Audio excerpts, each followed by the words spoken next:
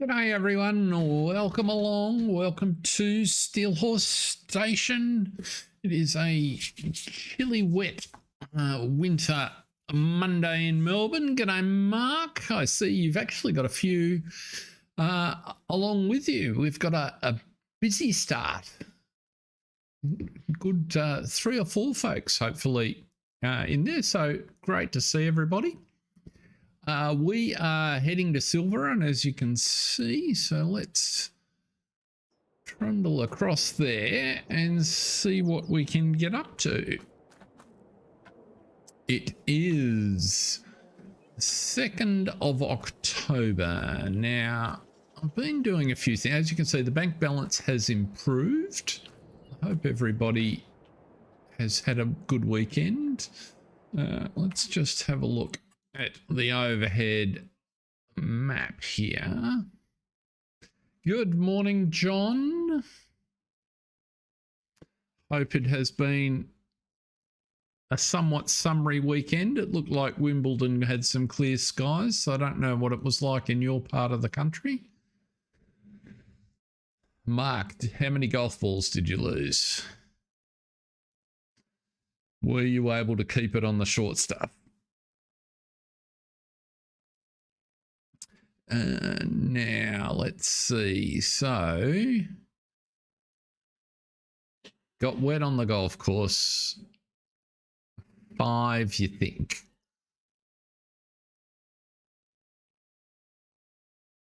That sounds excessive. But does that represent a good outing? Ah, but you found 2. Oh, that's always a bonus. Now, what have we got here? We've got nothing ready to, well, sorry. We have the sugar beet is not showing about that it's ready to harvest. Yeah, see that I used to do that regardless. I was so inconsistent at golf. I tried for 2 years as sort of a segue to retirement to see if it was a hobby I was going to take up. And particularly in the winter, I found it was just depressing. I enjoyed the people that I was hitting the ball around with, but they seemed to be consistently in the... oh, well, one of them was sort of playing off about high 70s. So, you know, single digit, 10, 11, somewhere 12, and the other was sort of about 17 or 18, and I struggled in terms of handicap, and I struggled to play at 27, so it was just annoying. And I never knew, standing up to address the ball, whether I was going to hit a good shot or a poor shot. And just... because the good shots could be fabulous, but the poor shots weren't. Yeah.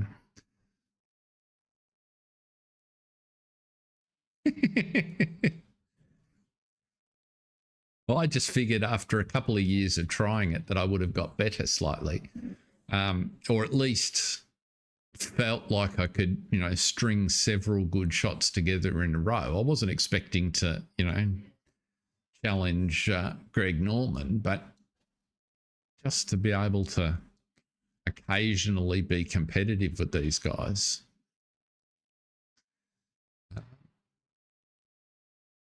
So what I'm thinking for today, so we've got corn up in 3 fields that will be ready to harvest next month, I think.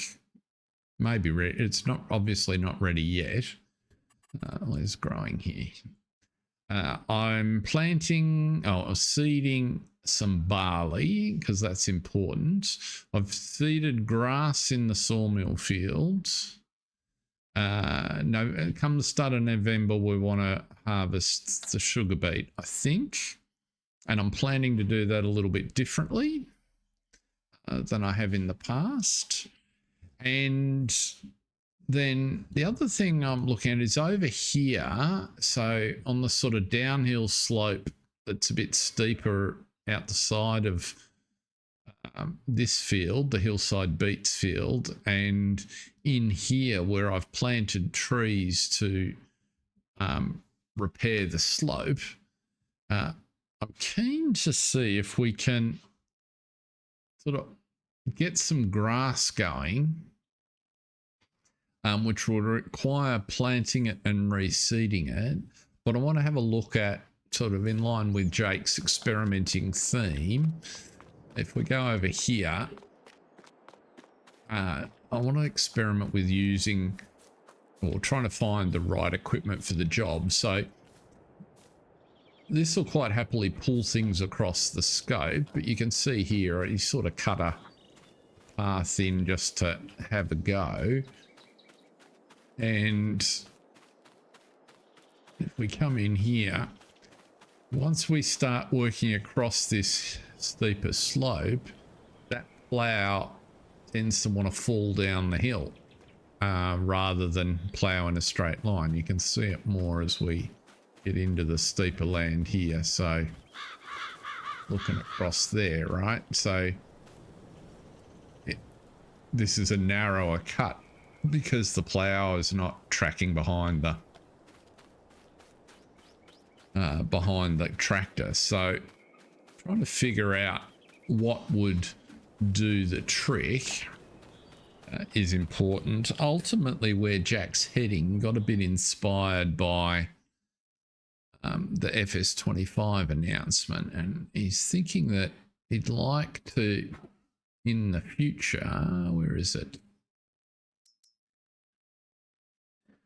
Give one of these units a bit of a burl, and that maybe there's an opportunity to cut grass.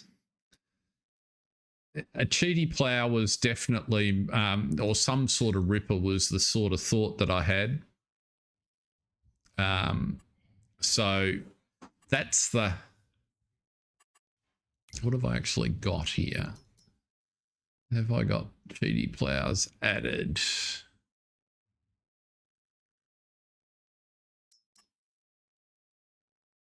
So that one might. These are what we've got.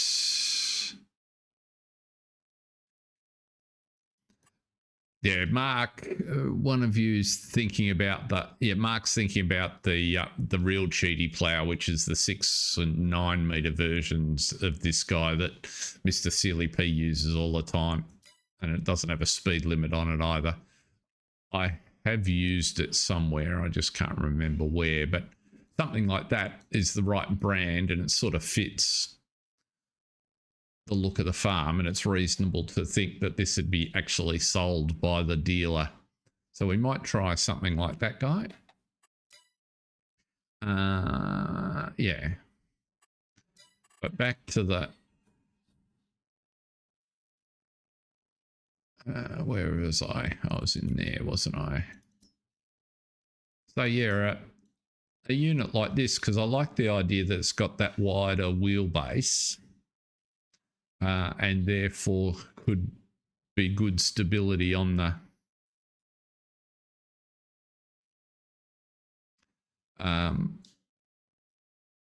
look in subsoil, you reckon? Okay, we can do that as well. The other, and then you can put this 30-foot cutter on it. So that's kind of the, whoops, wrong button. That's kind of the idea that I want to experiment with. Ah, goodness me, fingers. Let's hit the escape key, it'll work better. But before we do that, let's, oh, well, we can look at that while we're down here. So we have, courtesy of, so we've got the best part of 1 million litres of straw, and in the next, I'm sort of thinking we'll hang on to it for today, but next month we'll just start to sell it. It'll be a bit of a major exercise to move it, and that might involve, because this, Josh, I'm jumping around all over the place. I realise that, folks. This is actually leased, so maybe it's time to return that one. And Mark, I couldn't remember the name of the Bale trailer that you recommended the other day, but I was wondering, is it this one? No, not that one. I thought I put another one in. Maybe it was that one.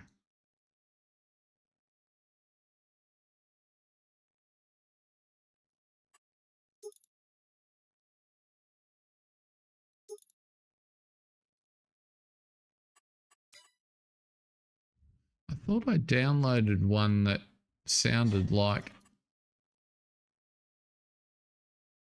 I don't want a dolly.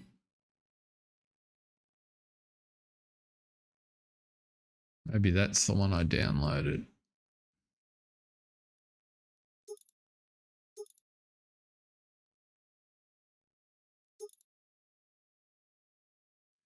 That was the name I was trying to remember. Let's jump out and grab that. I wanted to go with, specifically wanted to go with your recommendation. So let's just, before we start anything, jump out of there.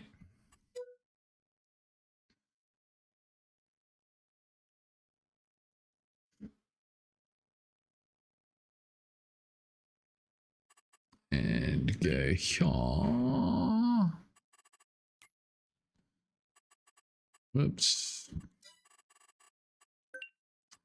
Oh, goodness me. Go. Escape area. That's better. Bale loaders. Aguas Tenias.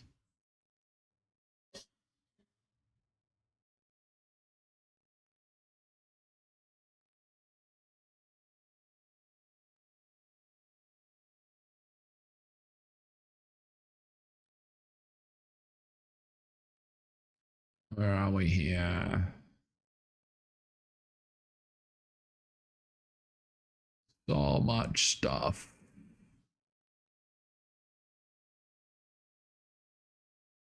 Close to the bottom. That means it's been around for a while, so that's a good sign. Green and orange. Okay, that's something to spot. That one.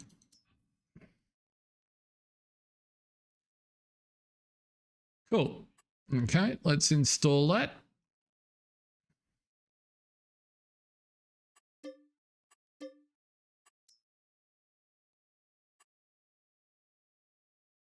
That looks pretty fancy. Grab it. Just wait for it to download.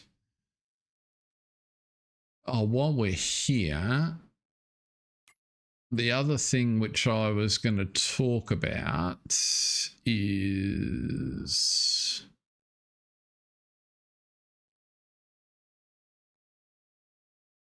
where is it?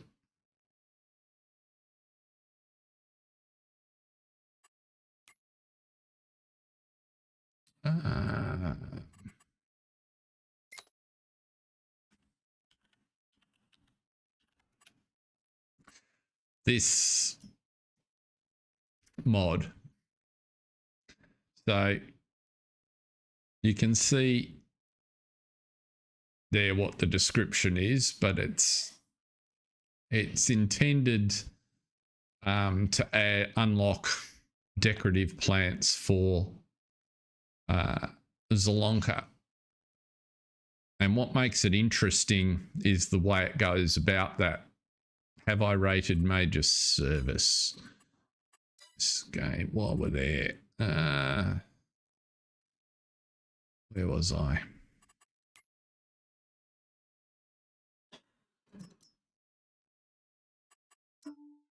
Have I rated major service? What do you think? Should we change it? Should we make it 1 star?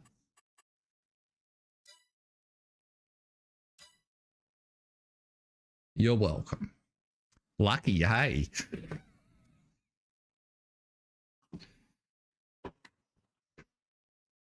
There are enough 1 stars.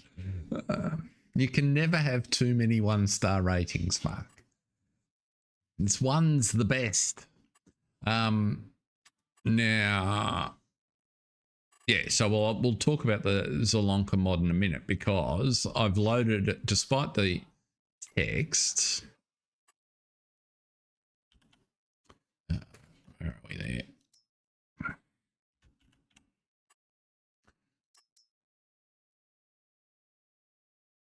And so he advises not starting it in other mods because it can have unpredictable results.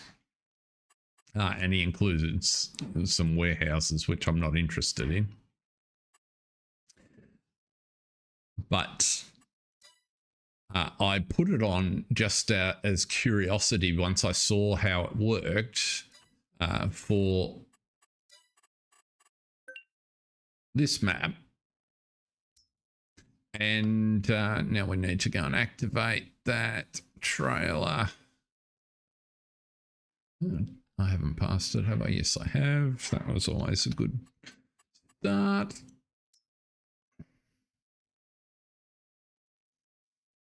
After all of that, I should have probably grabbed the other plough while I was out there, but never mind. I think we'll go with the one that our dealer supplies.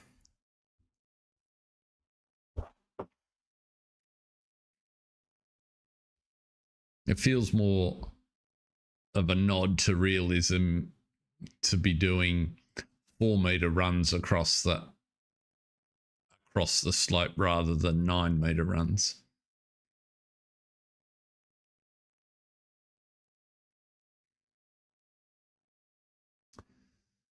So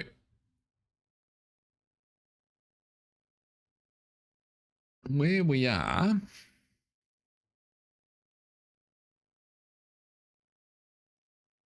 that gives us quite a few things to choose to do. And the only thing I wanted to make sure we did before we rolled the day forward, we've got probably the last lot of ice cream to purchase. Let's finish this nearest waypoint. There we go. So we'll let him finish there. Let's jump into the shop. Now, one of those tractors. Actually, before we jump into, let's do it the other way around. Let's take this guy. Let's empty the bales off it. And the best way to do that's just to sell them. It's not worth the hassle of putting them in the shed and then getting them out and restacking them for $10 1,000 litres.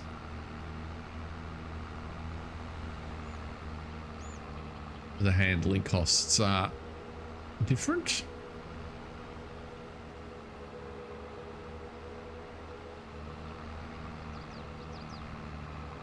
We will get one more cut of grass off there before the winter comes. It's a busy time.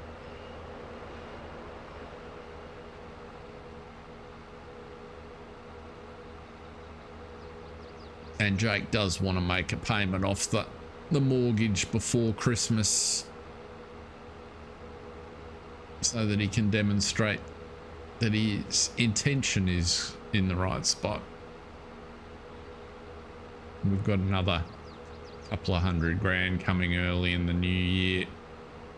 Don't know if you noticed on the screen. So we've 160,000 litres of wheat, which is going to be worth a little over 100.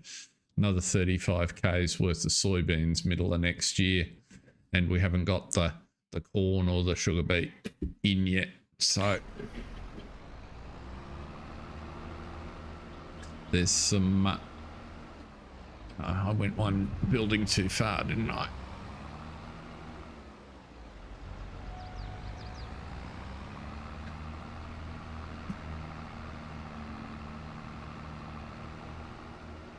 Righty-ho. So we'll just sell these at the market. They seem to have a cavernous basement that you can just drop draw into.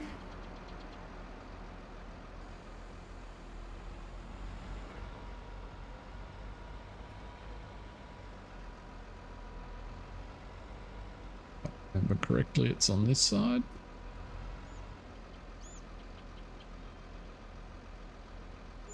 And there we go, 10 grand. Thank your mother for the rabbits.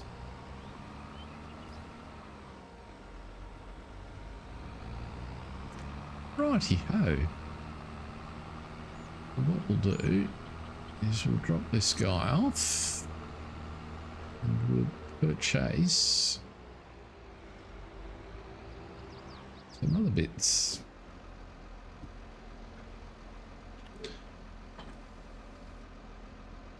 Let's have a look here.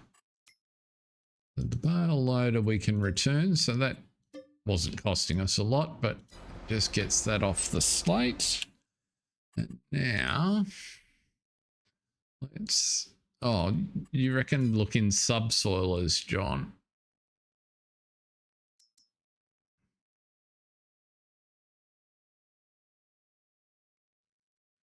That's Toronto. Yeah, I don't have it.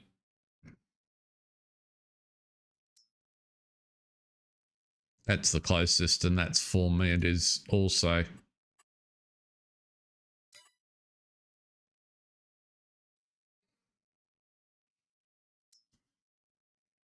What I didn't know, one of you guys might. Do subsoilers automatically allow you to create fields, or is that only a plow function? That was my question. I'm not a regular user of subsoilers.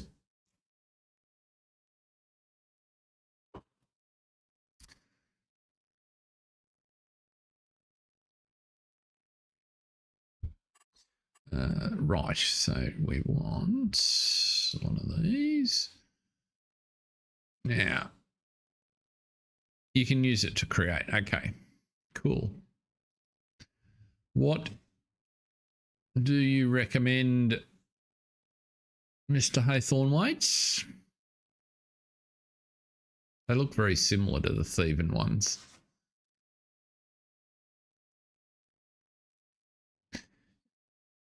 Is there a reason? What are those? 36 bales, 32 bales, 28 bales.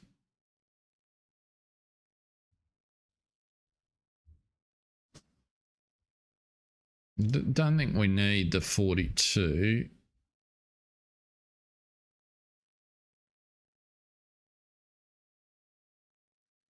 I reckon the twin dollies will be more stable. So 4 axles sounds good. That's 36 bales that a throw is a good transport.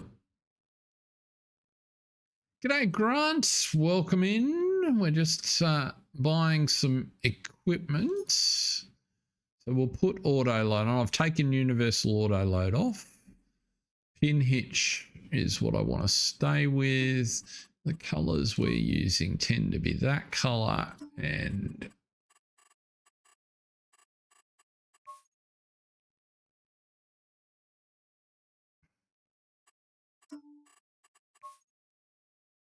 that color. That'll work. And yeah, I like wide tires. Spread the love. Okay. One of those. Thank you. Now, along with that guy, let's go with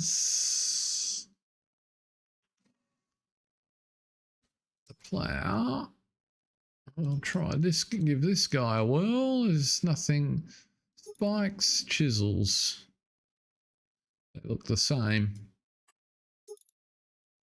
15 shanks. Yeah, let's go with 15.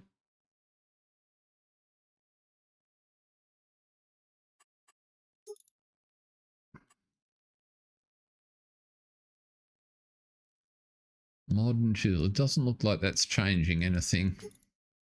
Oh, okay. They're twisted. Sweeps.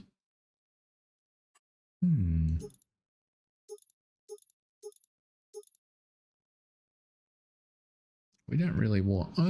do we want... Yeah, we do. Let's go with sweeps. I don't understand what the difference is. Ah, cool. Okay. Won't tend to use it because the idea of our focus on this map is more about cropping and cattle, so less about pellets. It's the only pellets I'm planning to do are the things we've got in terms of ice cream and cheese, and that's kind of just to have an income that covers our costs. So let's buy one of those. I'll come back and get him after.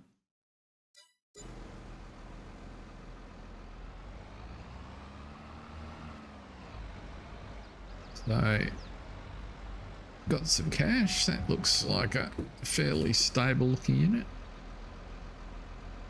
Well, there you go, John. I'd like to say that it was an informed choice, but that would be an absolute fabrication. Now, let us... What do the options look like here? Okay, so it's got an operating position.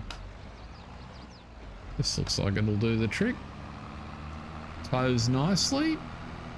Doesn't do funky things when you turn at the front. That's always a good start.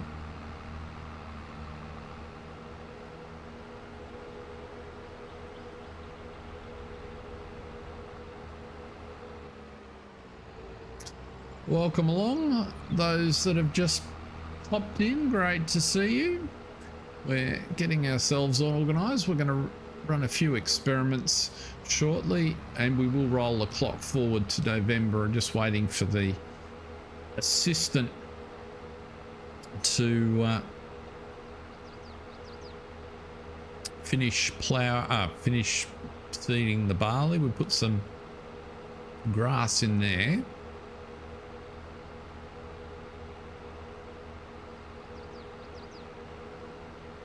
Right, so let's pull in here. Let's see how we go. Shouldn't need you, and you're going to be lovely. Do the trick. We won't actually sell this trailer load today. Just an opportunity to get it off the field here.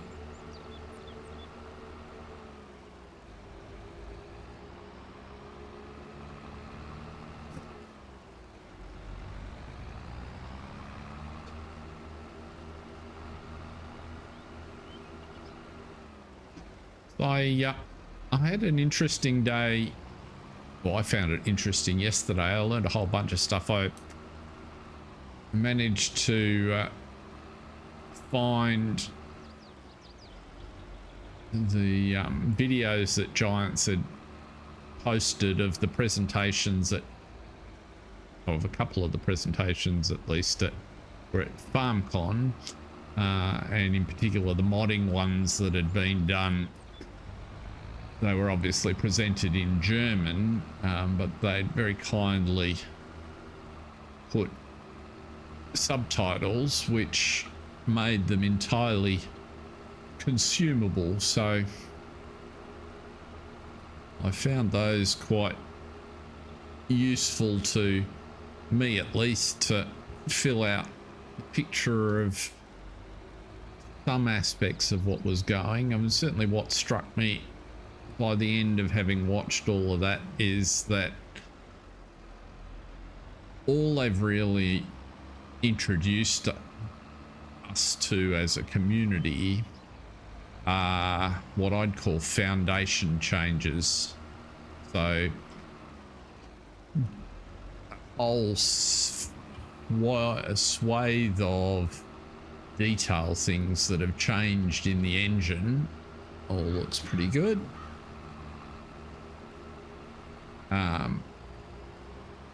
That are kind of new or updated versions of the platform that the game will run on.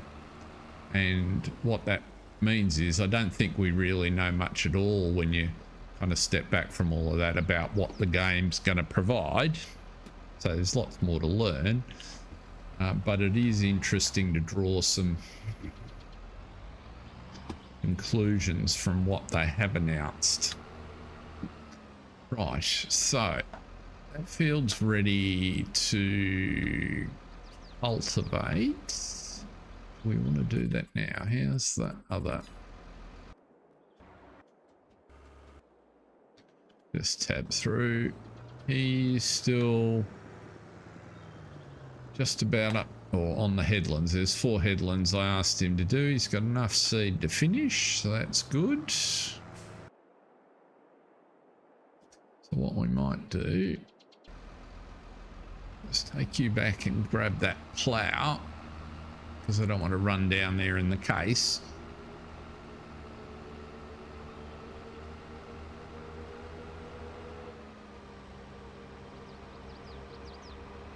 Oh, and that's one thing we might do while I'm driving past here, because this is as good a place as any to do it. Now that I think about it. So if I jumped in, so this is back to the Zelonka foliage mods that I found and discovered on my journey dealing with foliage. So if you go into the landscaping tool, and obviously there's plants on this map, and so the Platinum expansion introduced some differences in the foliage, but interestingly not an enormous amount. Hello Deshode, how are you? Welcome along. And the interesting part of adding that mod, so if we just put the samples in here, so that's the grass texture, and then you've got some of these bush types.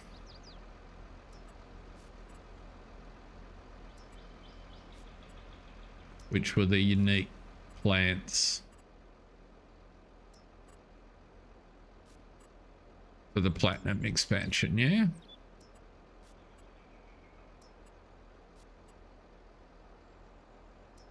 And that one, let's put him on the end there. So that's pretty much the stuff. But as you travel around the map, you find that there's some other plants around the place that you can't replicate. What am I playing on? This is the Silverrun Forest map, and I'm playing on PC.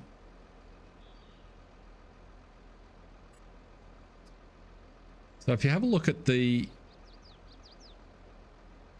mod, what it interestingly does is it picks up a whole bunch of foliage that is clearly defined in the map, and the reason I know that is when you look inside that mod package, there's no actual foliage included. There's just stubs for referencing what's in the map, and so consequently when you put these out, you get a whole bunch of additional textures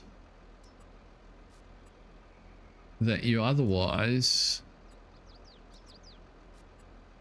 wouldn't be able to access.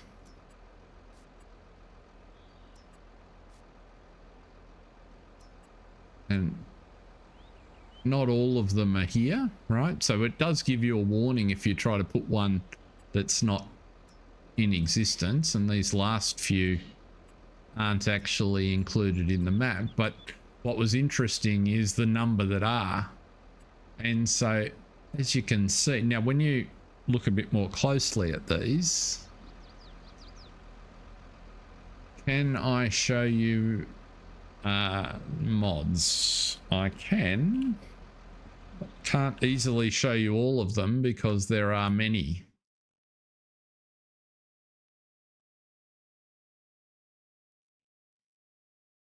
So that's most of them. It doesn't include lots of the quality of life mods.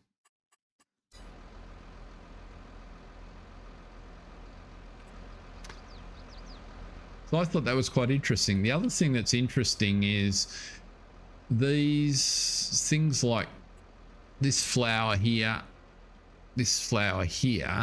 when you go across, let's just scroll over the map, pretty sure somewhere over here.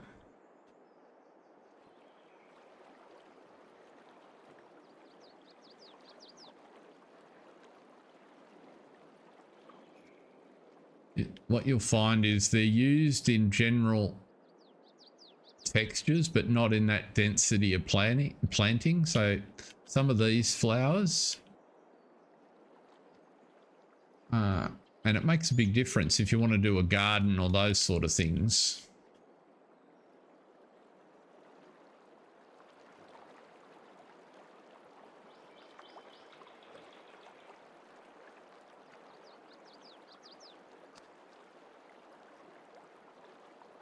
The cool truck mods I have. I have mainly the 82 Studios trucks on here. So let's have a look. Where are the trucks at the minute? Well, not only the 82 Studios, I suppose. So the OT 2000.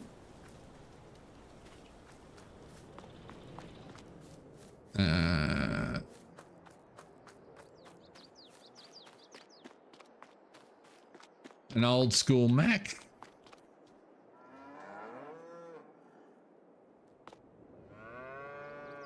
Okay. And then these two.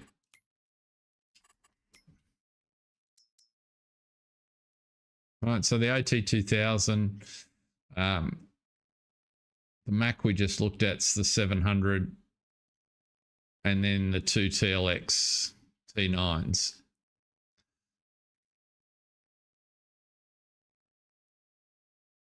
So pretty cool set of trucks.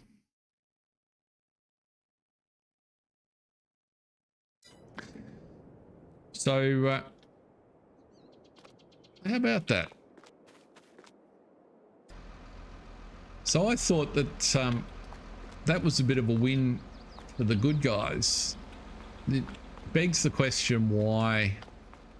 That was the bizarre thing about it for me, was that all these foliage examples are present, so they're in the map. It's not like it's a download or a size thing. They're all there. They're just not got the definitions so that you can access them directly, and you have to run some additional XML, which is in the top ACE 88888 mod, and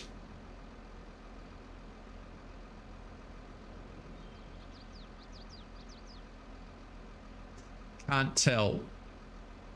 I'm guessing that they're in the map because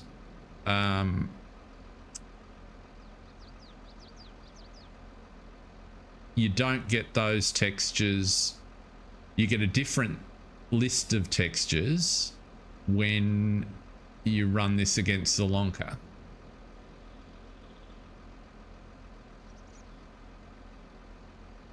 I could try that, and in fact I will do. I won't do that now. But my suspicion, because a couple of these flowers, the thing that gave it away for me is a couple of these flowers I've only ever seen on Silverrun. And they exist. It's harder to check because obviously Silverrun's in a locked DLC. And that's why I was so intrigued to see it opened up. And the only thing I was able to double check is the mod itself is not importing or referencing the name of the mod. It's running a dummy entry. So I just thought that was a cool thing to learn and to understand. So that's it for textures. I'll tidy that lot up later.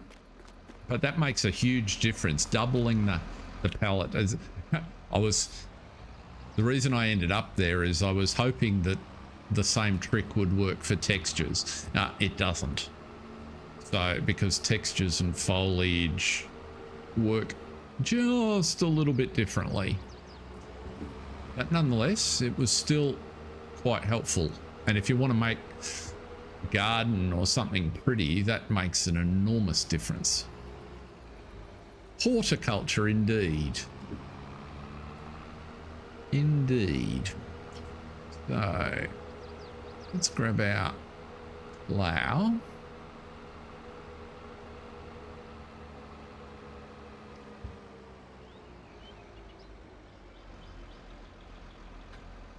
Another thing that I learnt yesterday, which is only a little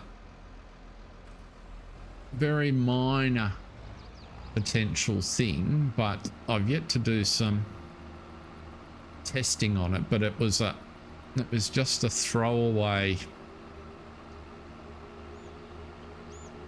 as a result of drilling into some of the stuff that was presented at FarmCon.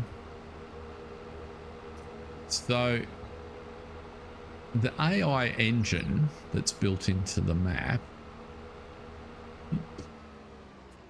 if you've got any familiarity with building placeables, one of the things that you put in the XML for your placeable is an AI node, and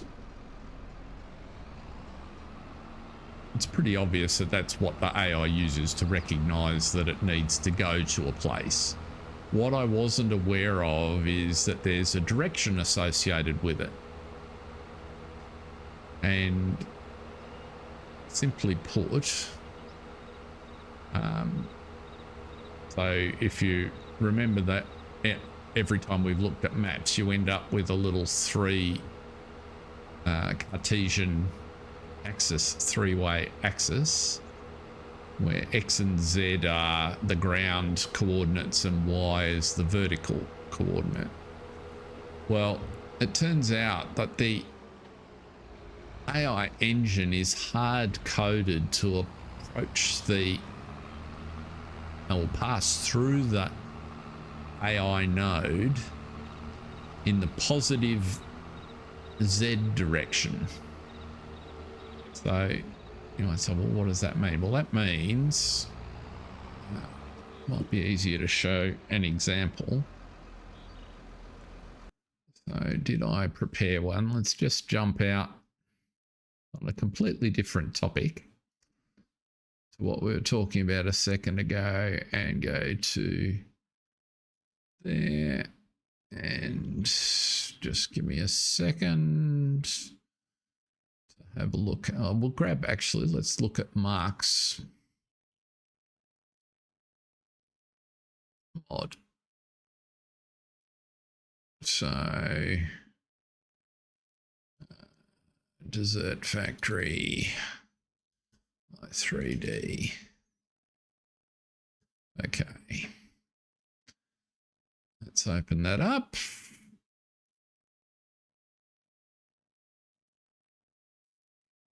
And flick that across there. So this is the Dessert Factory that we've got on Panya that Mark is the author of. And if we have a look in production point, in selling station, no. Let's spawn where is it?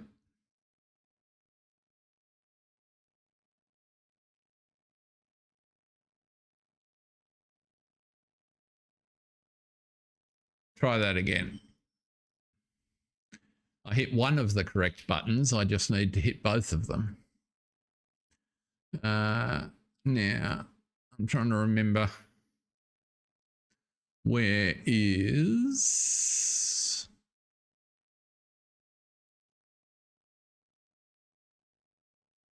Trigger marker? Where's the AI? Oh, there it is, the AI node. So if we go around to... This is the drop-off side of the factory. And what you'll see is Mark's positioned the AI node in the center of the drop-off zone, which is, as you would expect, correct.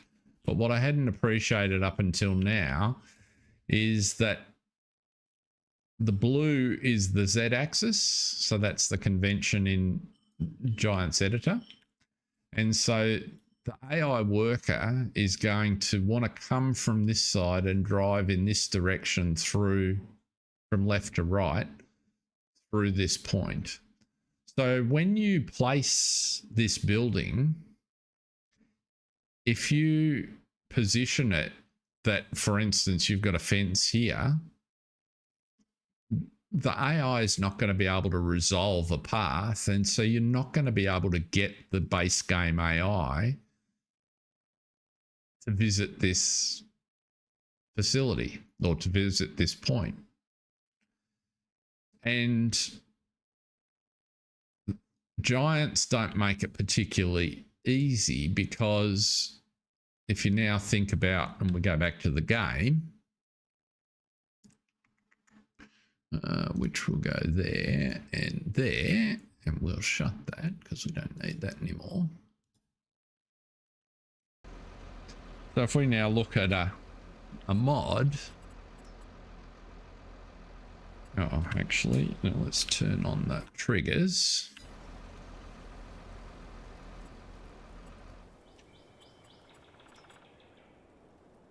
Right, so a mod just like our dairy, which has its trigger sitting over there, you don't know from the available information when you're placing it which direction it's intended. And I'd never thought about it until now, but it helps explain why so many sell points and productions are very hard to access using the in-game AI, because even if it's coded correctly in the mod, as players, we go ahead and position it in ways that the engine's never going to reconcile a path to be able to get to it. So I just thought I would, it's only a really minor thing, but it just struck me as so, the sort of lack of documentation that Mark and I have been talking about in particular, as to, you know, how do we make all the stuff work better? And my suspicion is that we could improve collectively the AI just by understanding a bit better how it actually operates. Now the big question here is, will this plow go on the back of here?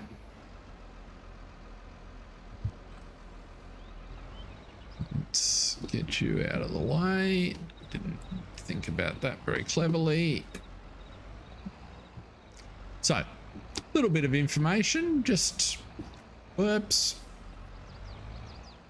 You really see the size difference between these two tractors, can't you?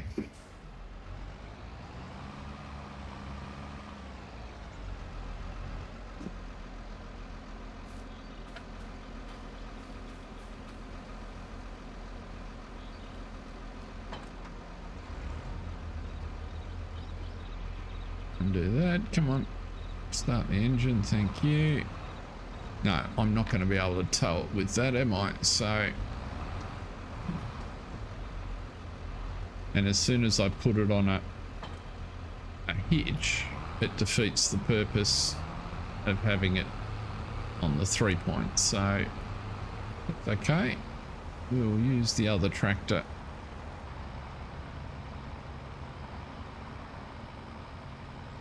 So the reason I wanted to share that, even though it's a little detail, is for people that play on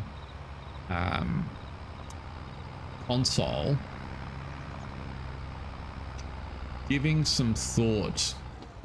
Once you know that there's a direction of travel for that node on productions, you've got no way on the console that I'm aware of to be able to interrogate it. But for mods that are important to you, you can at least think about it when you position them and how you might build things around or where you might slot them in. And that could improve the AI performance getting to your productions. Equally, you can come on to places like here, and most of you have got contacts in the community where you can get someone that does have a PC to open the mod you're using and just provide that extra information.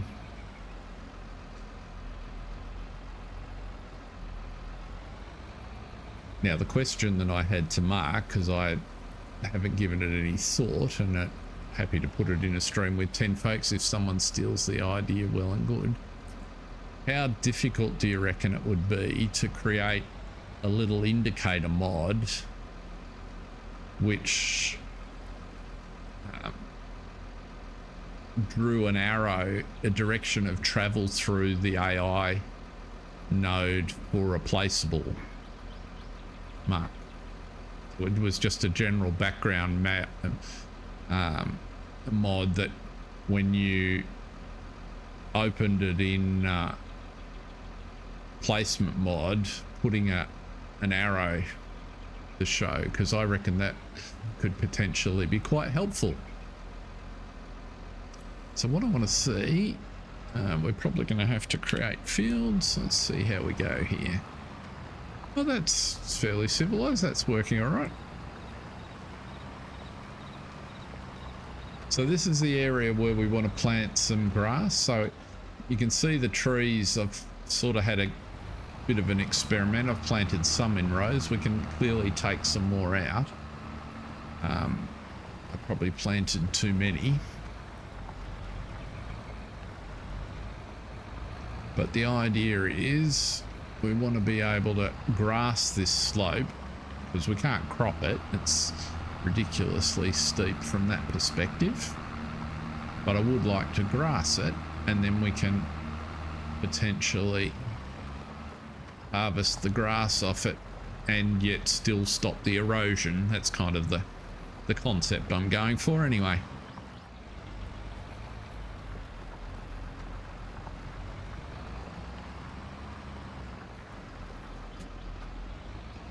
That's my cruise control setting. I don't know if the mod will run at that, John. Did it pick up faster as I came across there?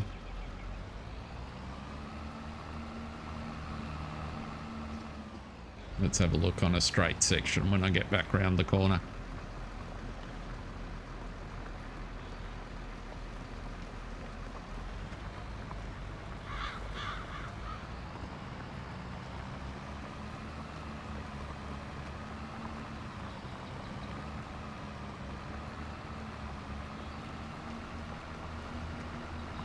No, it's only going to plow at 7, John. That's flat to the firewall, which is what I'd expect.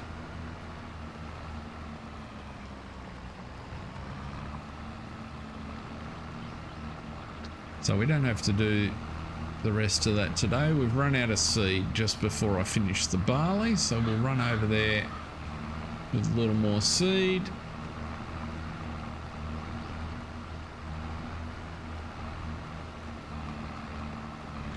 So the other area, there's too many trees in the lower part of this. We'll have to clear some of that over the winter. But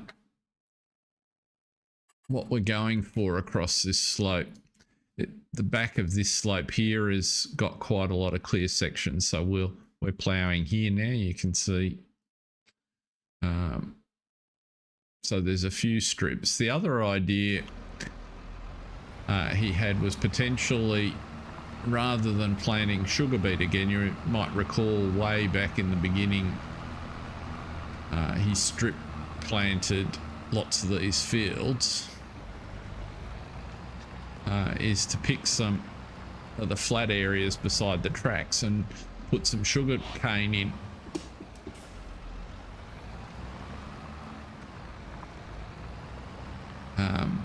Haven't done sugar cane before. It'll be another source of sugar.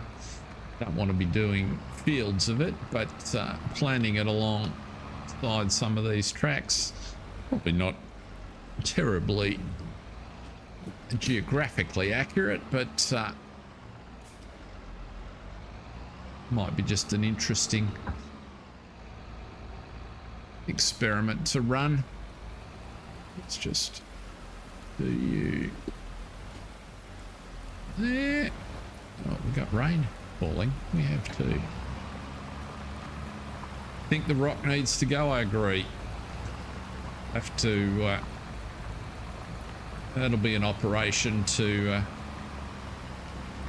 I want to do it properly. We do have a rock crusher on the trailer over at the cow shed, so we'll park that up for the minute. Let's duck down the hill so we can go get that barley finished.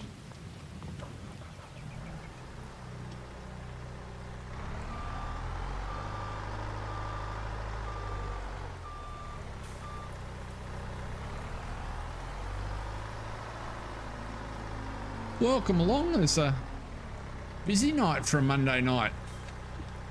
Great to have you all in. Hope you're having fun. If you've got any questions, just sing out, make yourself known. Folks here are friendly. Can I put some in? Yes, I can. About it bleeding out of the bottom of the bucket. I probably didn't need 3,000 litres, but never mind.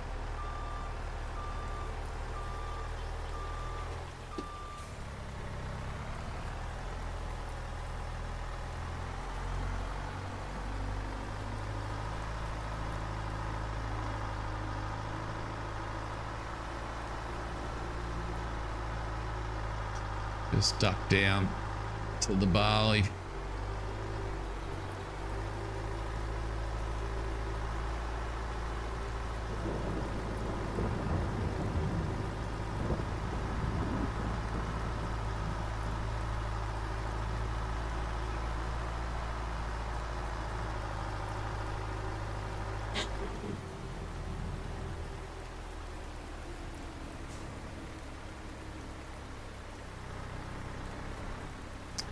I was also talking to, or chatting in Discord with Farm Sim Briscoe.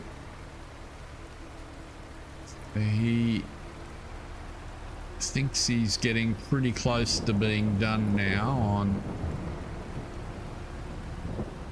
the oaks, so I would be hopeful that we'll be in a position to start on there. Looks like we're around the end, by the end of the month. Looks like there's just one headland to go here.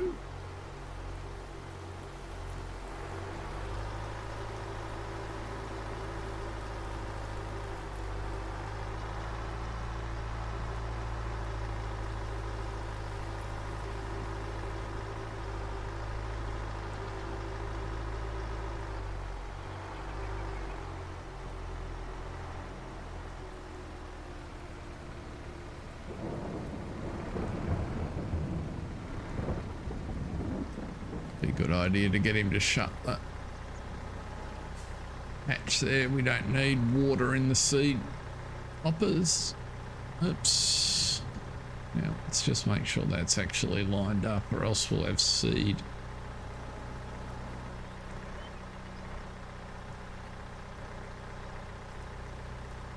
I am planning that it's called Vintage Oaks. He's decided on the name. That may or may not have been Mark Haythornwaite's suggestion.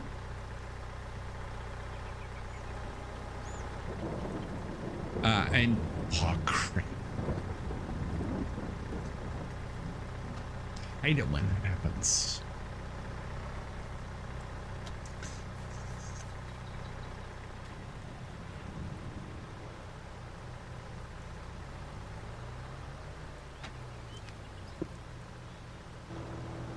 Let's try that again.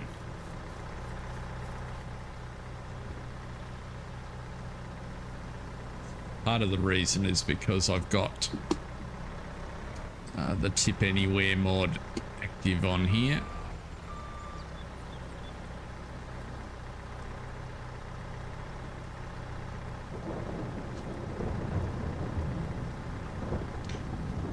Oops.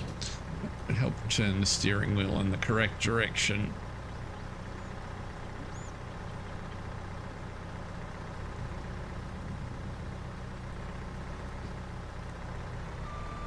Back up a little bit. So yes, John, the plan is to actually,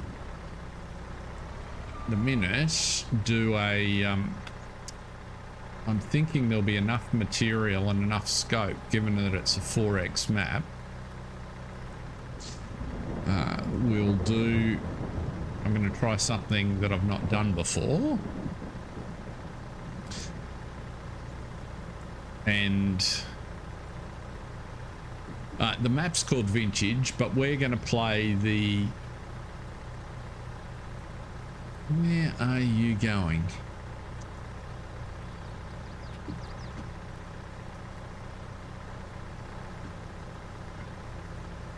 There you go. We're going to play the Putney family, but sort of next generation was kind of the series name, something along those sort of lines. So the basic scenario is that the Putney kids were successful in recovering or rescuing their dad from his destruction of the farm, as they hoped, and in fact sufficiently successful that they were able to establish their own lines on the map, no, own farms on the map. So all 5 of the kids, who are now, rather than being in their early 20s, in their mid to late 30s or older, are established on the map in some fashion, some better than others, and they've each got a farm which I've created. Some of the equipment, as you would expect, has been inherited from the earlier series, so there is a smattering of equipment that is recognizable. They're not all doing the same thing, and so I've tried to work in with how Farms in Briscoe's changed the map, and we'll do the series in multiplayer, which will, and I'm thinking either 3-day or 4-day months with 2 streams a week, where we kind of work on the map from different contexts, doing different things, and beyond that I'll leave it till we get into it. Now it's an experiment, I've done nothing like that before, so there will be lots of scope for audience recommendations, but that's the general gist of it, and I'm hoping Not sure that he'll be ready for next week. I've sort of got my concept up and ready to go. What I now need is the final version of the map, and because it's multiple farms, things like the vehicle file I can easily take across, but actually setting up farms at least enough so that it feels like they're running concerns and there's stuff happening to support the starting storyline takes quite a bit of effort. Yeah, I got that version as well. I haven't opened, no, I haven't even downloaded it yet. I'm expecting it'll be pretty good. I mean, I haven't had any problems with the last version he sent me, and you know, we're running 300 mods in it, so the only problems I've encountered were things I did to myself. Right, so it's raining and that seed is in. Let's go and take our tally handler and head back up, because now we can roll forward into November and get active on the tasks that are for November.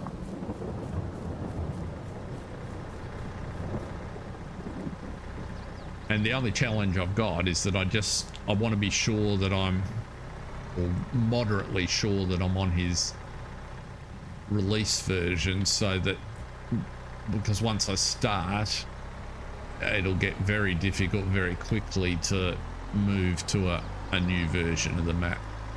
So I kind of want to be correct.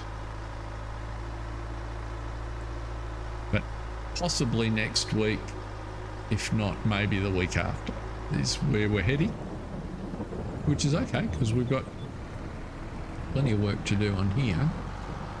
Leave that there. We may come back here from time to time, but I thought it'd be good, and the whole idea of multiple farms on a bigger area I think could well fill the weeks between now and the new release of the game.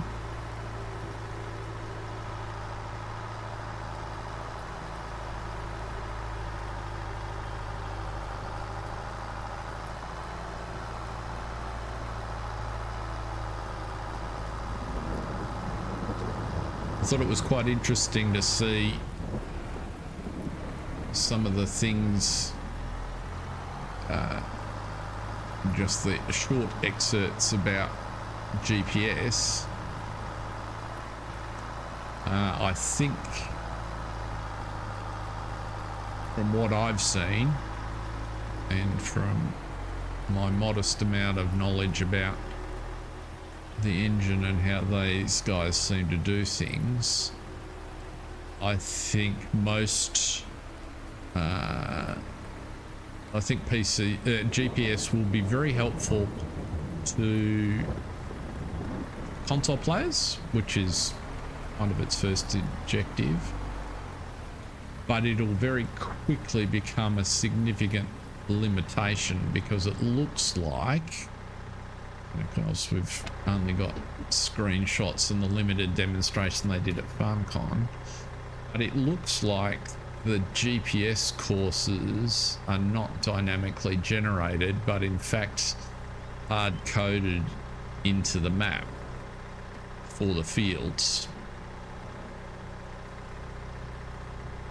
Now that has a few consequences if that turns out. Oh, actually, let's not put this here in the rain. It's got seed in the bucket still. If that turns out to be the case, it has a whole bunch of consequences, not least of which it requires the map makers to put GPS courses into every field on their map if they want you to be able to use the in-game GPS. But secondly, that they're then going to be coded with assumptions about what the equipment size is that's working that field, which is going to affect things like the number of headlands and all that sort of stuff. And I can see that being very helpful to people that have never had it, but a long way from eliminating the need for the GPS mod. So I predict that the GPS mod and course play will be standard fare for PC users when they come out, based on what I've seen so far.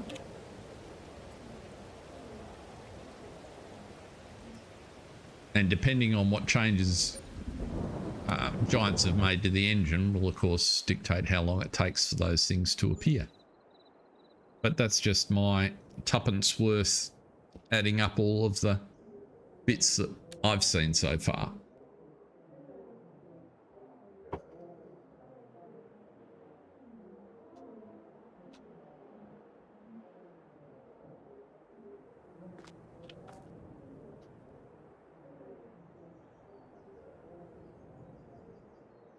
I thought Argsy and FSG made a number of good observations last week in one of their chats, in particular the one where they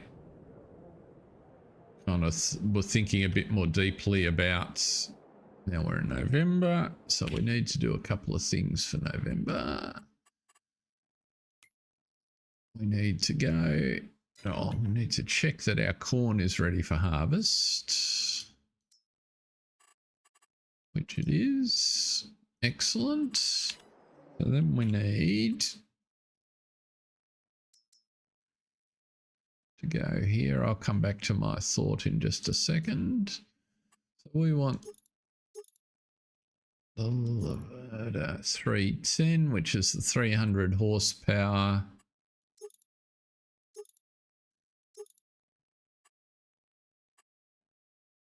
We don't want GPS because it's next to useless on our fields on the hillside. We're doing corn. It's not useless, but it's unnecessary extra expense given we're going to lease it for just the period to do the crop.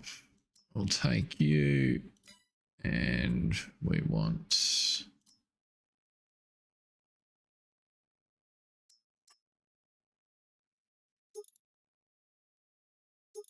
the Laverda, and we'll lease you. And then we'll get, oh, we've got one of those. We will get one of those, which we'll also lease, but we're going to do things differently when we get up to doing that.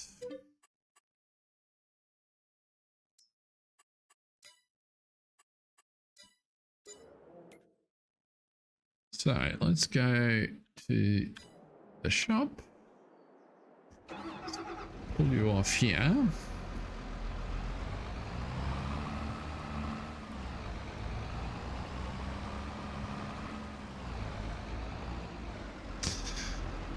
Yeah, so the conclusion that I was referring to was they were looking at the ground deformation stuff and making the observation that because there is a unknown level of persistence of both the of tire tracks across soft ground, i.e. your paired field, but also that textures will interact with the ground deformation, so that plowed ridges will actually will have some depth to them, that could give rise to the fact that it'll be much more sensible and practical to cultivate plowed fields in order to be able to work them properly. Now where am I heading? I'm going to the in here to pick up front of the sugar beet equipment, and then we'll head down to the store.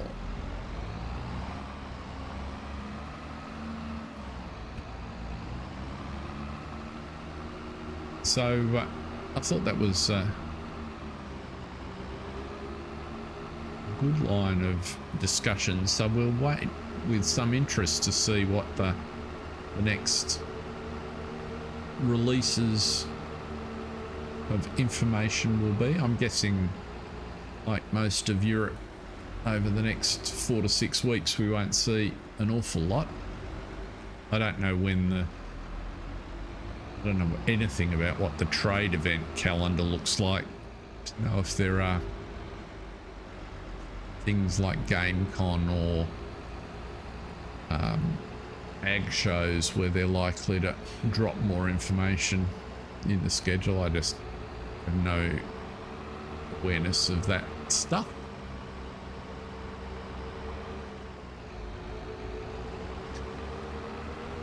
Nice looking field. Looks like we've got some weeds in there. Have to deal with those in due course.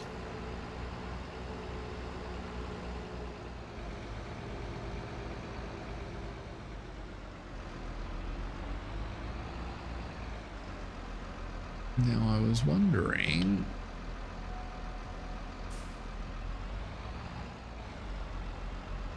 I think I've answered my question. I didn't automatically get a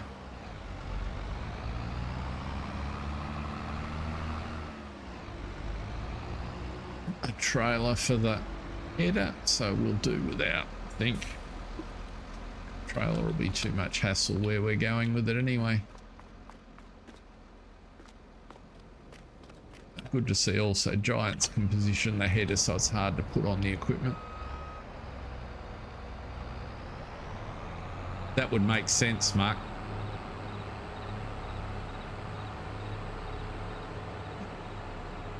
And that's kind of feeling towards the end of the summer break. Let's try not to put the least harvester through the front of the building.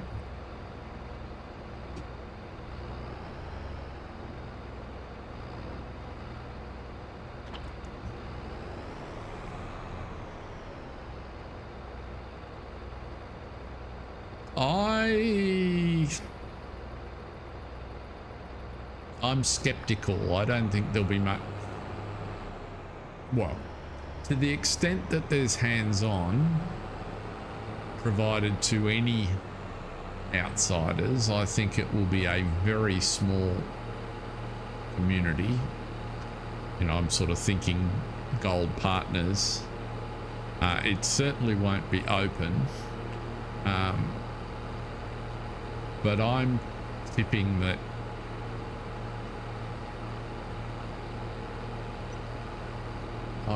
they're going to have performance issues.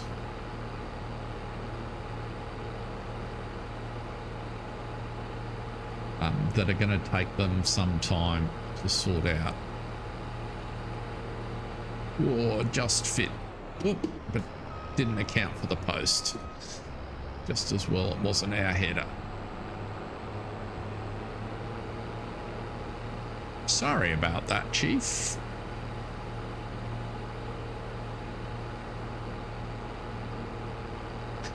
Yes, for the millennials amongst us, that was a very poor Get Smart impersonation.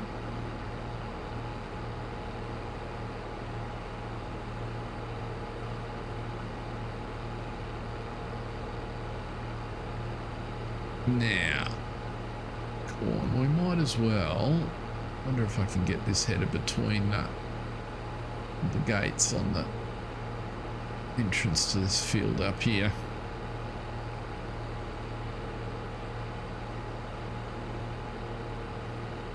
It was like that when I hired it, yeah.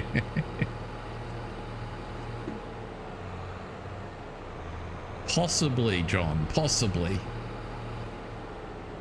Well, that looks like a 25-foot gap, doesn't it?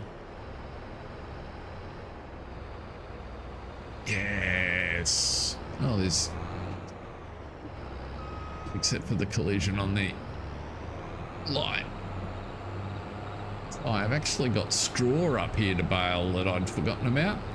I'm doing a good job. Well, that's more bales.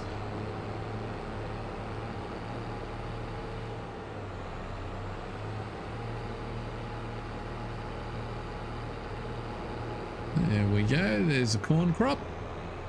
A bit darker on this side of the hill. I wonder how we got anything to grow. It's the afternoon sun. A nice looking unit, this Laverta. Let's try unfolding it. What other? I can adjust the header rail. And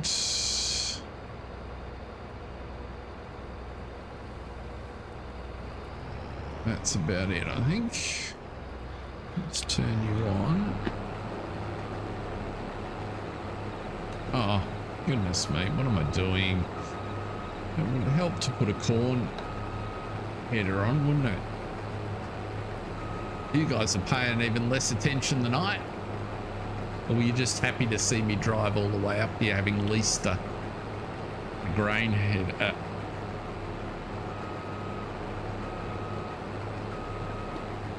The good news is I actually have a corn header.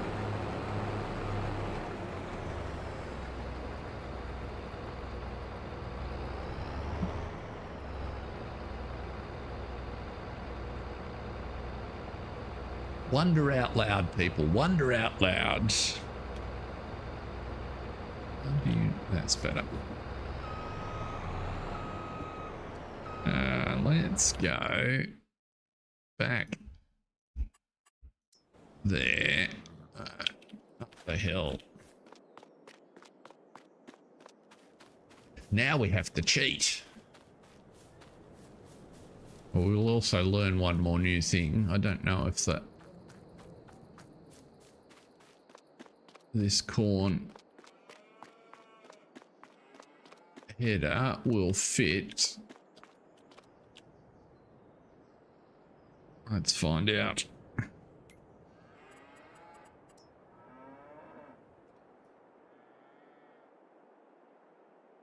Here's... It will fit. Mark is confident.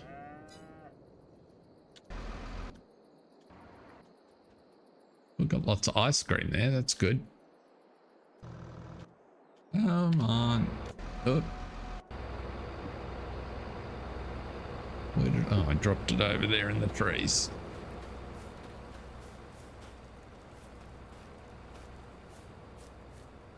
What? Was it sitting on a trailer and it's teleported the trailer? Good grief.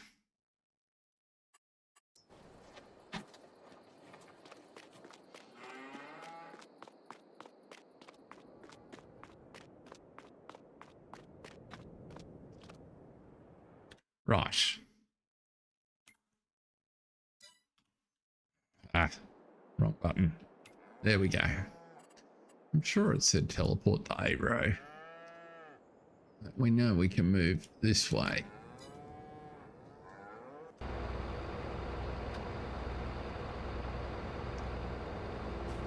Really?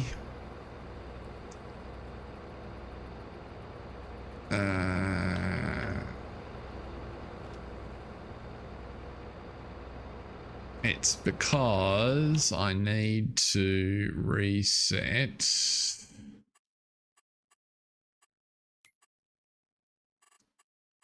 This is just a little quirk of how these trailers work. I've just encountered this problem before.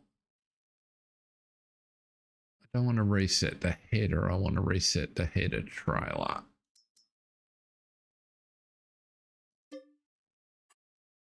No. Why won't you let me reset it?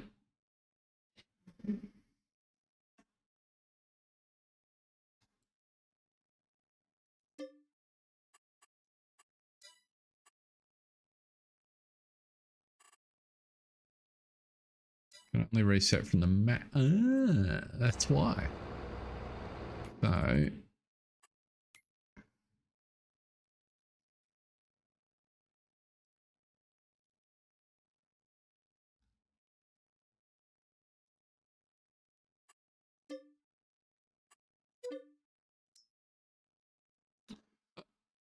So of course.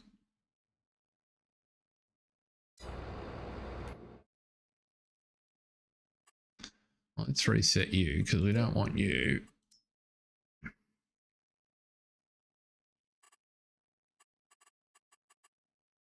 What's it got at the shop?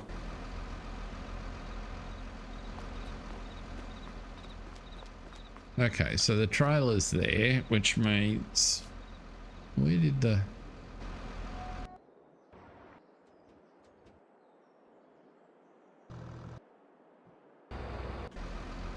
oh, you're still there, that's all right.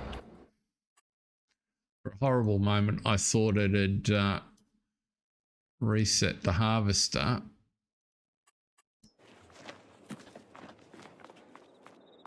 And we really would be going around in circles.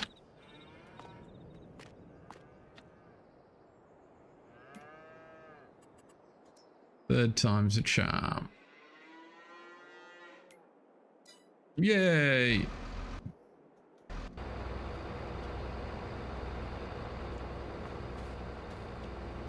Well, that was a bit painful, folks. Sorry about that. Incompetence knows no bounds.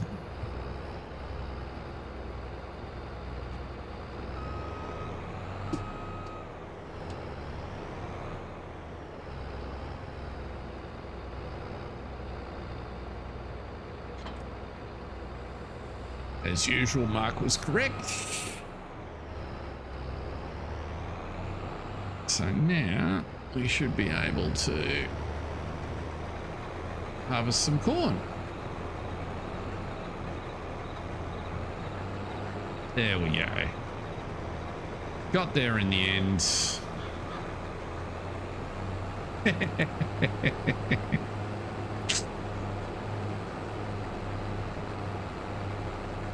Fake it till you make it, Mark.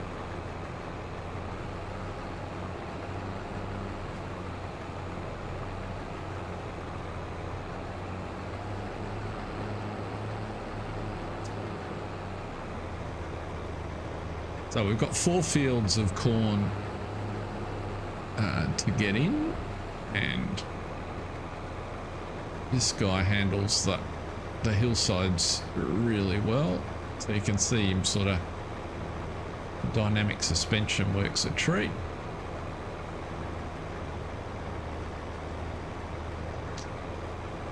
Well,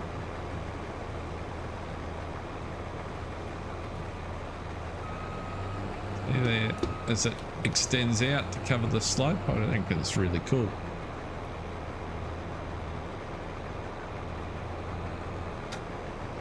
So if you haven't seen the Levert before, Jake tried it during the series. We're going to have trees that get in the way here.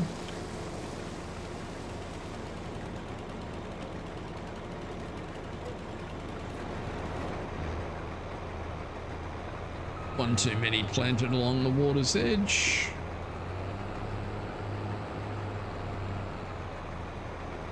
Oops, what am I hitting? Maybe a log, stump.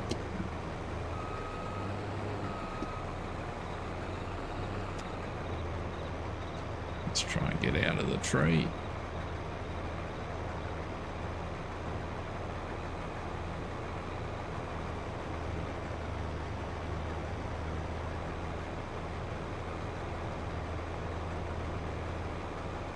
It was quite interesting listening to the developer talk about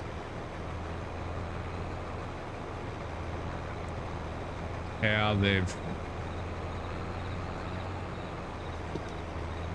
they're expanding the in-cabin assets, and also the in-depth description of how the materials system has been expanded to particularly give them modders more scope with interiors, but also the different look on exteriors. So, you know, it's all technical modding and modeling detail, But it's quite a significant set of changes, and I think there'll be quite a lot of work, not only for Giants to change all the standard models in the game, which I'm sure they've been working on for a while, but for modders, you'll really probably see the difference between those that implement the new color schemes and materials versus those that just port the old ones across. So that all promises to be interesting when we get to see what it is.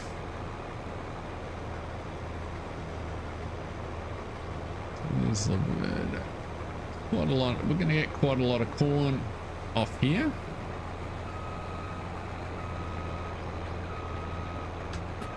Yes, you can. But what's interesting is the way they've standardized a bunch of it. So without needing to run mods and fit them, if we go in cab for a sec, if I understood what he was saying, oh, oops, I didn't want H, I wanted C, didn't I? So for each manufacturer or groups of manufacturers, their standard screen layout will be roughly represented, and so things like, and standard bits of information like heading and bale counts and linkages and that sort of stuff, some GPS info will be automatically populated to the screen as an object rather than requiring a mod. And I think having those as standard things with interfaces will create then a scope for people to do lots of potentially interesting things. Why are you not driving in a straight line? There we go.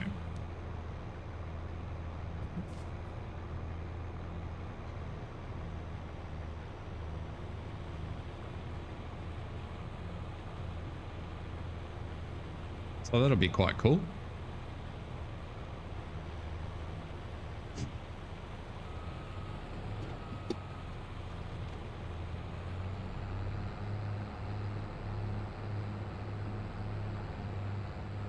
There's my edge. There it is.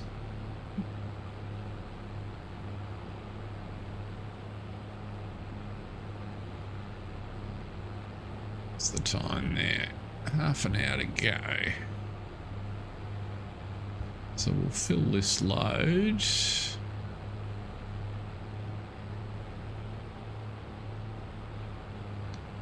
Grab one of the trucks and head down.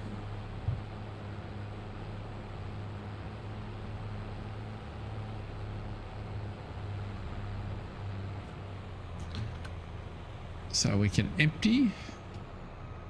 What do I have field of view set to? That's a very good question. Don't usually change it very much. Is it very narrow? Was that your concern?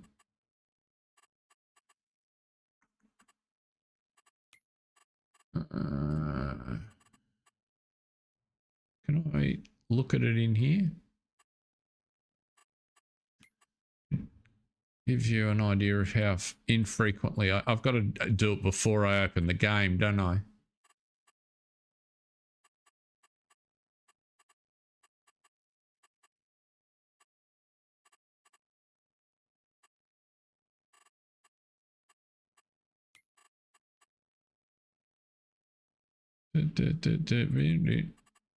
Indoor camera is, yeah. No, I can't change it in here.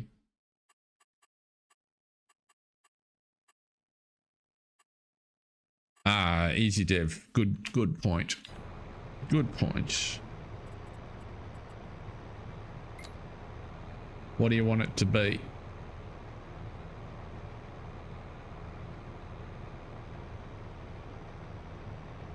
Doesn't tell me what it is.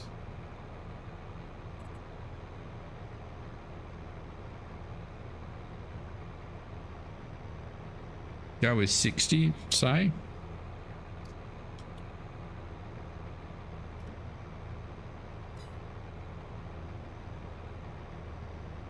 It's narrower, I think.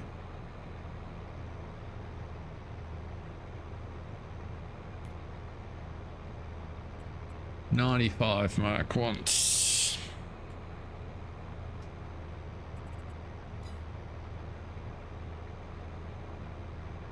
That's better.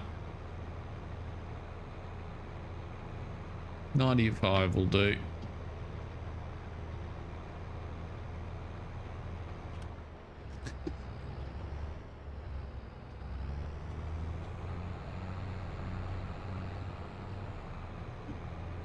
That'll take some adjusting too.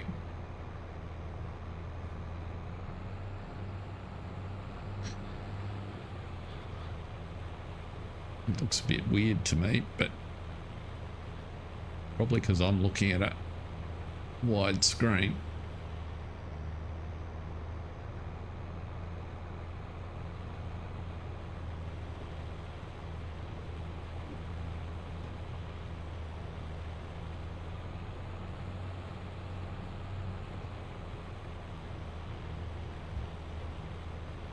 How's that looking for you guys? Okay, cool. Your viewing experience is more important.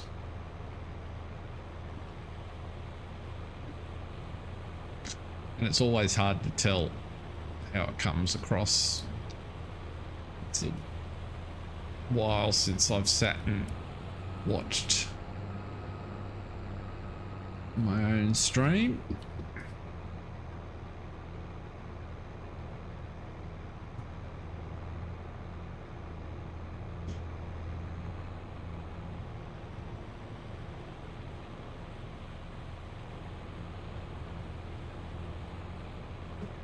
Not liking that kink in the terrain there. Get kicked out of that burrow, bouncing the header off the... We're full.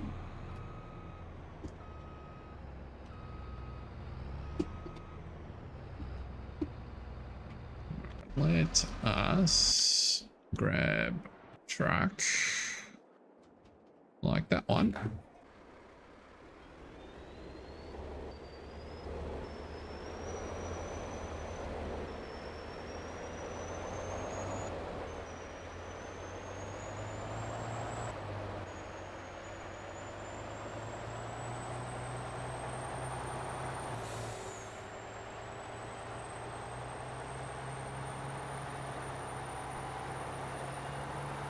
This came up in the sale sometime in the last week. It was a nice pickup.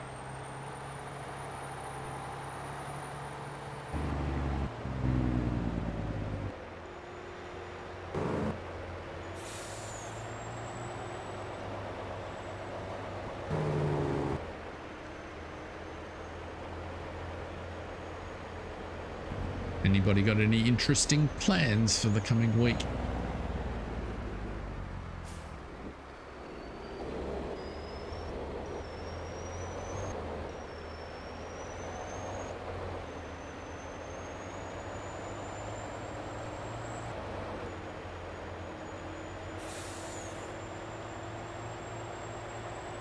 Good night to catch up on some sleep. It's a rest day at the Tour de France. Last couple of stages have been fantastic to watch if you're into cycling.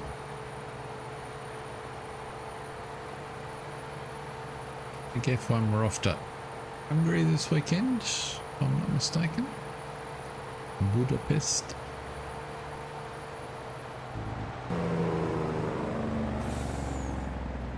I don't know yet, John. I'm hoping that because I'm parked on the side of a hill that I've got sufficient clearance. but we're on a voyage of discovery.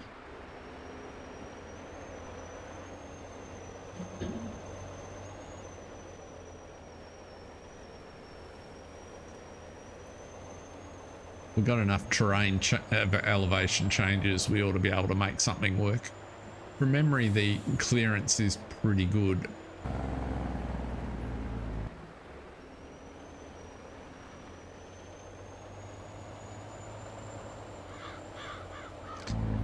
But they're in the Pyrenees at the moment, and the tactical and just physicality of the racing over the last couple of stages has been amazing.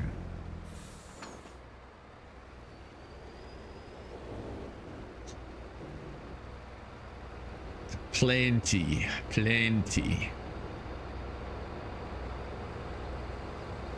Right. So while that's unloading, let's flick to our sugar beet. So my plan is to do something a little bit differently this time, because I'm conscious that we need sugar beet for our, or we need sugar for our ice cream and chocolate production. So that's the only reason that we're really growing it here. So we won't have any of the big equipment. We only really need enough to make, like a field like this makes enough sugar to for 6 months of ice cream in the peak season, so that's kind of works for us. But this year I thought what we'd do is, because we get a better conversion rate from cut sugar, is rather than mess with trying to empty this device all the time, we'll just dump it in a pile on the field and then we'll cut it directly as we load it into a trailer. Is the idea.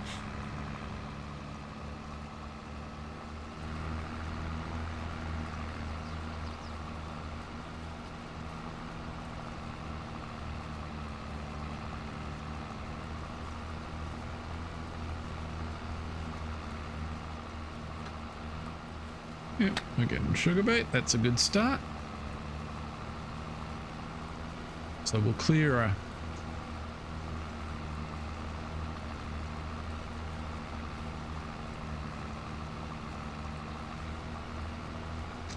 yes, that's quite popular amongst aficionados here. And one of the more minor, well, generally minor TV stations has been the only one interested in doing a broadcast for the last few years, because the rights are expensive and it's kind of a niche audience.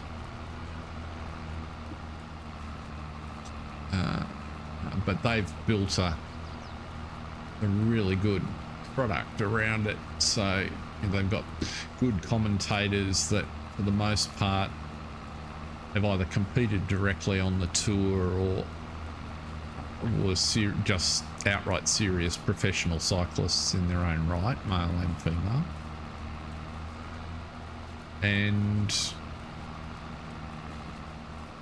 then they supplement it, they make it a real sort of cultural package. So, you know, they, on the longer stages, this will be easier to go around, won't it?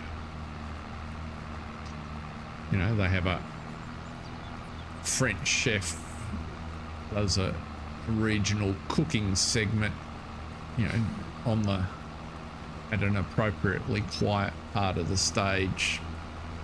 So, you know, you see part of France and what the different cuisines are, you get some ideas. They have fun over social medias with their sort of regular viewing audience, and because it's all, you know, nighttime viewing for Oz, so a typical stage starts at about 9:30 at night Oz time, give or take, and runs through to 1 or 2 o'clock in the morning.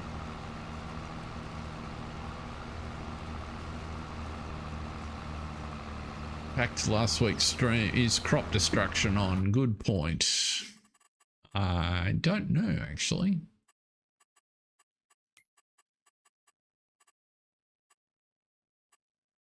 Yes.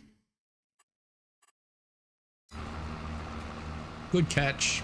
Thank you for getting me before I got 2 rows done.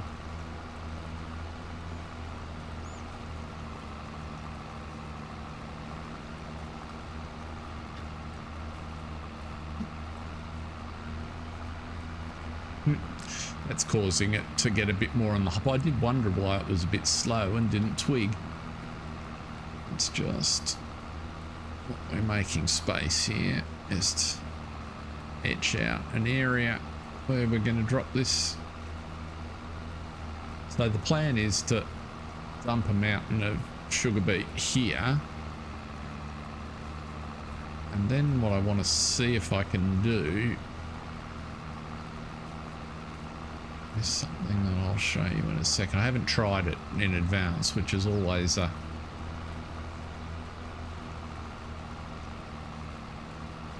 there's a course play function for loading silos, and I'm not sure if I can load trailer with it. Curious to see. In 6,000.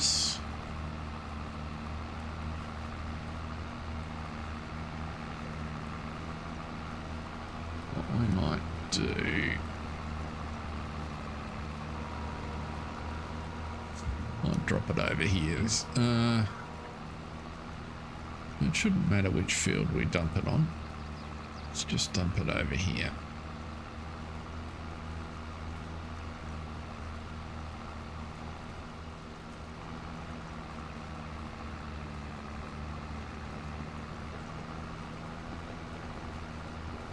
Let's go and get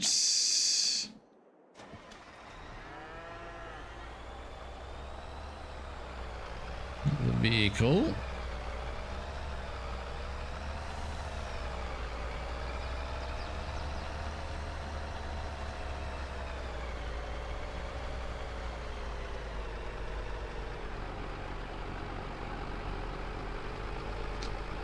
And a trailer.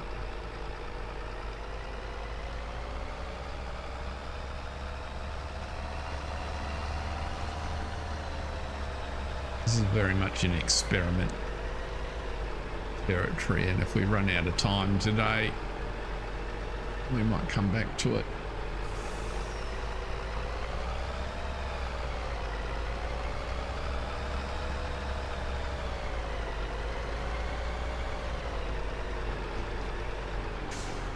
Oops. Should have gone in the other door.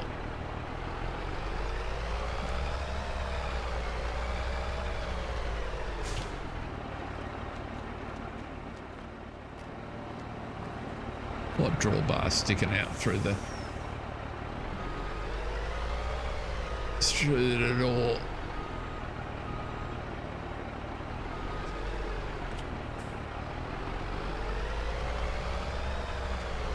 So we have a trailer.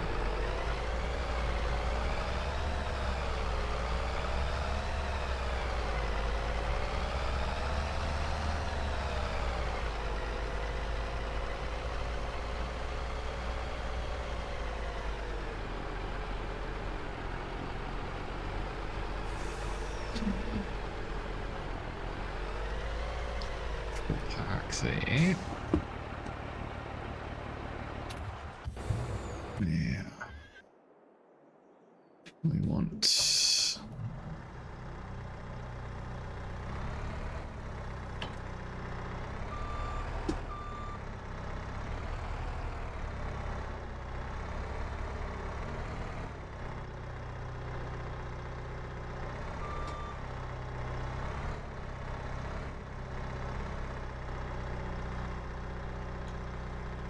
have I got a need for an adapter?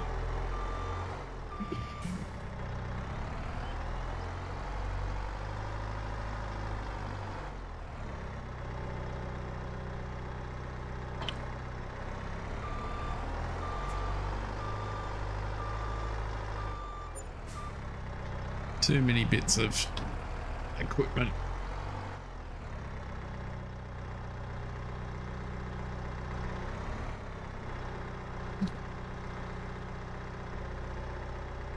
Oh, that sounds good, John. Why are you not?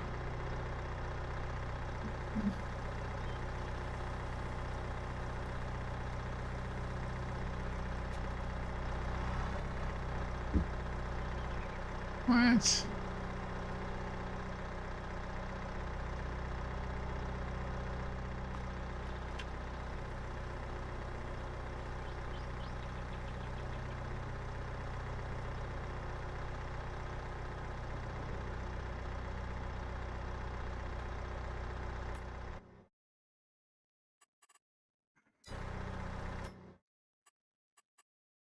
I know this attaches, so what is going on? Yeah, it's a standard front loader.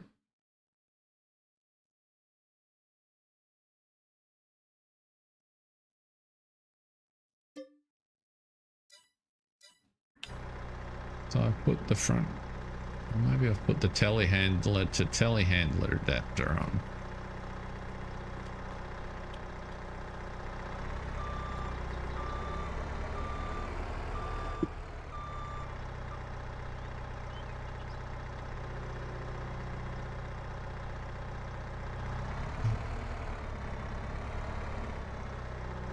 Oh, there's one way to test that.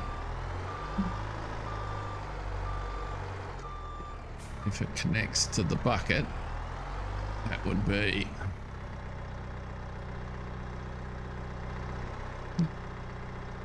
so.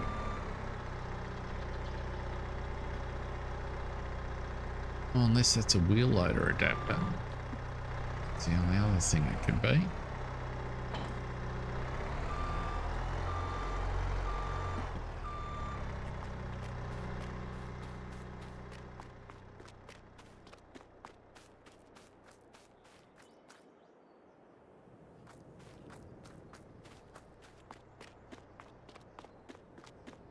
There's no adapters in here, is there?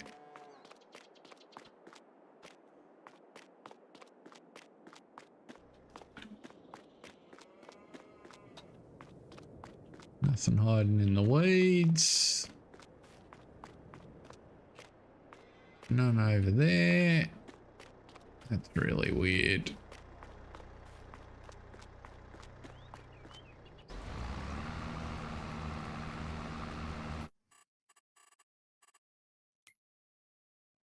Where are we there?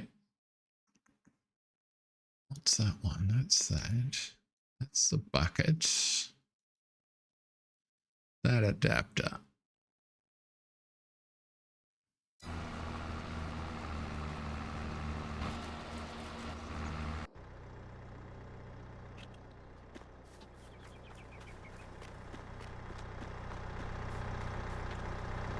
The fastest will be to drive over there.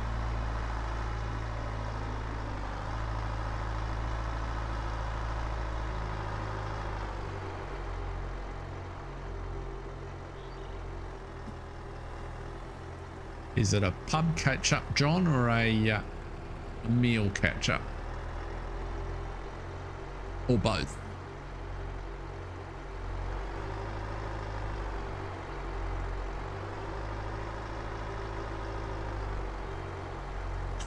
I've got bridge classes starting in a couple of weeks, which I'm quite looking forward to.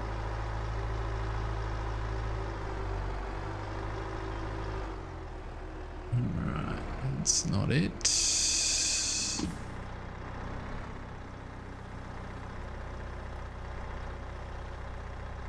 It's along here somewhere.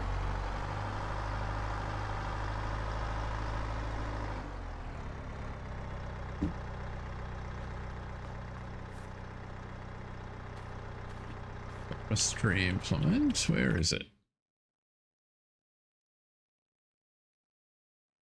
Behind me.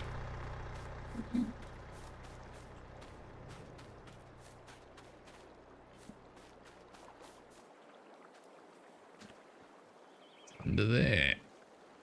That's a wheel loader.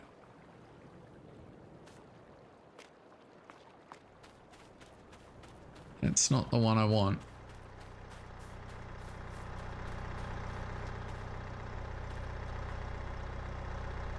Is there one? Oh, the only other place it could be. So what happens when you have lots of different things with lots of different fittings? What's that? That's the bucket.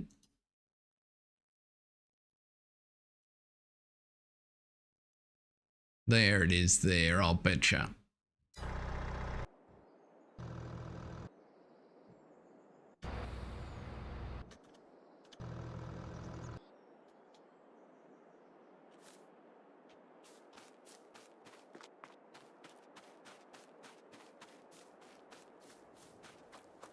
Good news is the horses are well.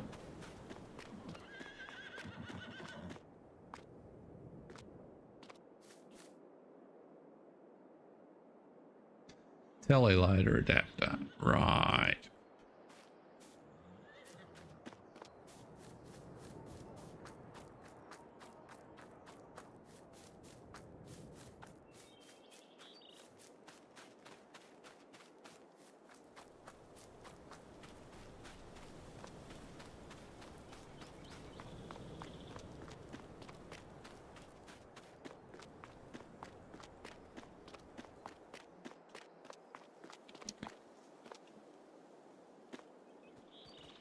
You there?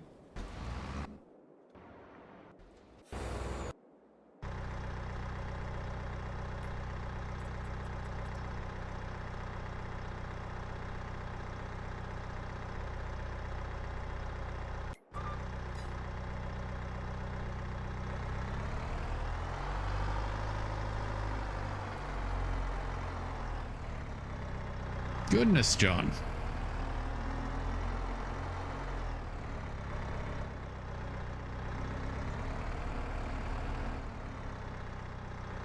You're keeping those doctors' kids in decent holidays, aren't you? Now we're cooking. Right. Now let's see.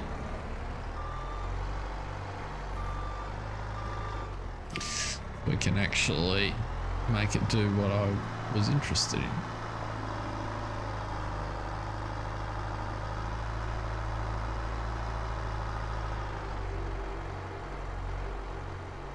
So what I was wondering is it recognizes that I'm a front load or a working device with a bucket on the front.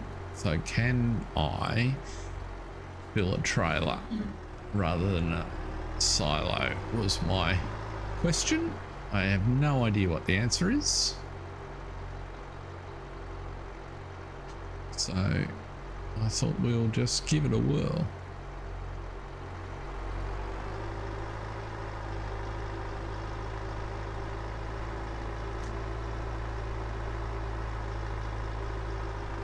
But even if I can't, I figured it's not going to be materially more time consuming than trying to load them into a silo and then, because in theory I should be able to get the harvester just to drop on a pile here on the field, I believe, with course plate, although that's where I might have to get it to drop on the field that it's working on. So we options here.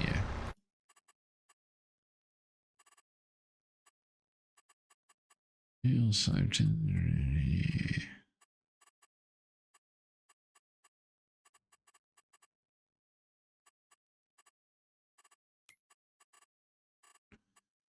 Basic settings.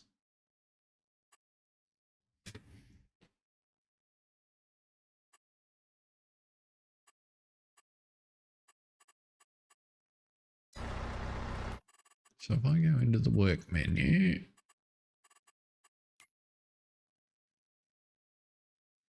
and I create a job,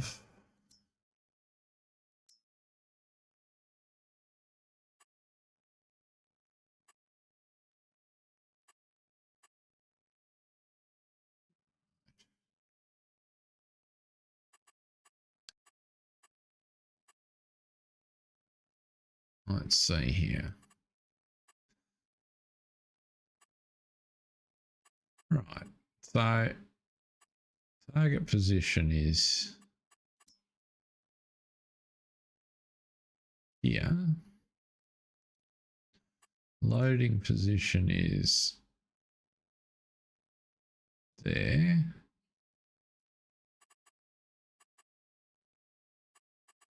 Unloading at the trailer.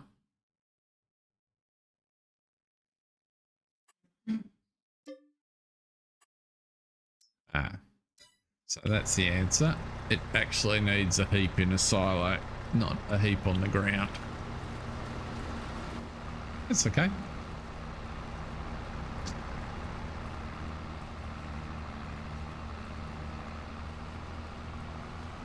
What I could do, yes, so what would probably work is if I put a heap here on the edge and harvested from the field directly into a heap. I could probably then make something happen. So might be worth experimenting with. Another experiment that we can do while we're harvesting. I'll have a go potentially during the week and fiddle around a bit off camera, and then if I get something that looks interesting, I will share it in due course. We will of course have some sugar beet activity when we get to the vintage oaks, because they still own the sugar mill, although how they're going about doing that has potentially morphed a little bit, and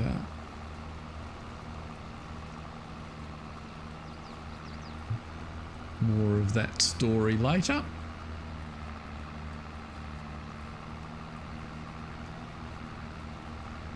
Yep, no worries, John. Thanks for watching.